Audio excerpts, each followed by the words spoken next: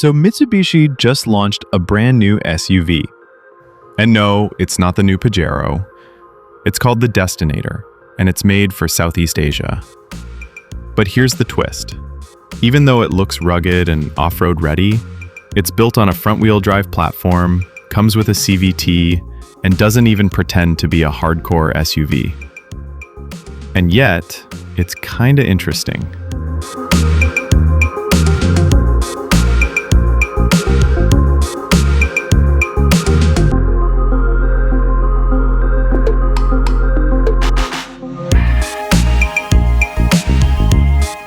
The Mitsubishi Destinator is a brand new 3-row SUV.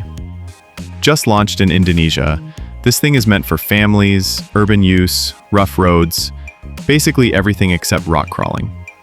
If it looks familiar, that's because it's based on last year's DST concept.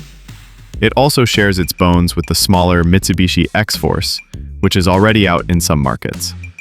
Now, under the hood, there's a 1.5-liter turbocharged 4-cylinder, making 161 horsepower and 250 newton-meters of torque. That's about 184 pound-feet. Pretty solid numbers for this class. And yes, it's paired to a CVT. Power goes only to the front wheels, which might disappoint off-road fans, but for its target market, that makes sense. It also has 5 drive modes, decent ground clearance, and a suspension tuned more for comfort than sport. So even though it's front-wheel drive, it should handle rough roads and bad weather without much trouble. Now, let's talk about design. From the outside, the Destinator looks like it means business. You get a bold grille, sharp LED lights, and sculpted body lines that are clearly toned down from the concept, but still aggressive. The 18-inch wheels do look a little small, especially for a 3-row SUV, but the proportions overall feel more upscale than most budget SUVs in this segment. It's sized right between a compact and mid-size, just over 184 inches long, so slightly shorter than a Mitsubishi Outlander. But interestingly, the wheelbase is longer. That extra space between the wheels should mean more room inside, especially for second-row passengers. And yeah, it's a 7-seater, classic 3-row layout. No official numbers yet for cargo space, but with all the seats up, it's clearly tight. Drop the second and third rows though, and it opens up enough for road trips or hauling gear. Now, let's jump inside. The cabin is where things feel a little more practical.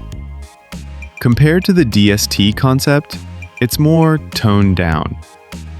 You get a 12.3-inch infotainment screen and an 8-inch digital gauge cluster, all framed in glossy black. The overall look and feel is pretty close to what we've seen in the Xforce. Functional, not flashy. But there are some nice touches. A Yamaha-branded sound system, ambient lighting, a panoramic sunroof, and a full suite of driver assistance features. So think lane keep assist, emergency braking, that kind of stuff. It's not luxury, but it's way beyond bare bones. And considering the markets it's targeting, Indonesia, Vietnam, the Philippines, South Asia, Latin America, and parts of the Middle East and Africa, it feels like a good balance of affordability and features. This is Mitsubishi doing what it does best, building something practical, tough, and just modern enough to compete. But here's what really stands out.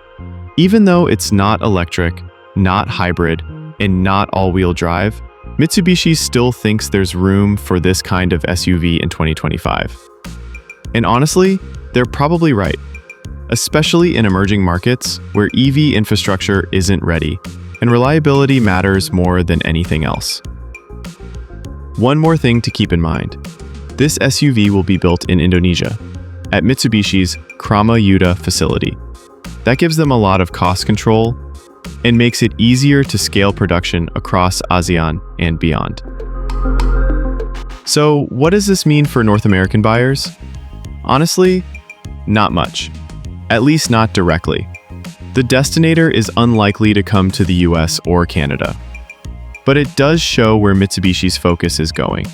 They're not chasing luxury or EVs just yet.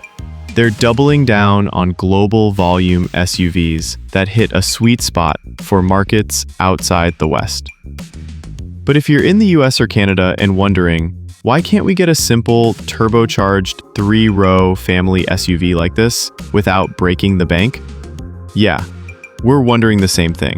Anyway, that's the new Mitsubishi Destinator. Not the Pajero, not all-wheel drive, but still kinda cool in its own lane. If you found this breakdown useful, give it a like. And if you're into smart takes on cars the mainstream media barely covers, hit that subscribe button. Catch you in the next one.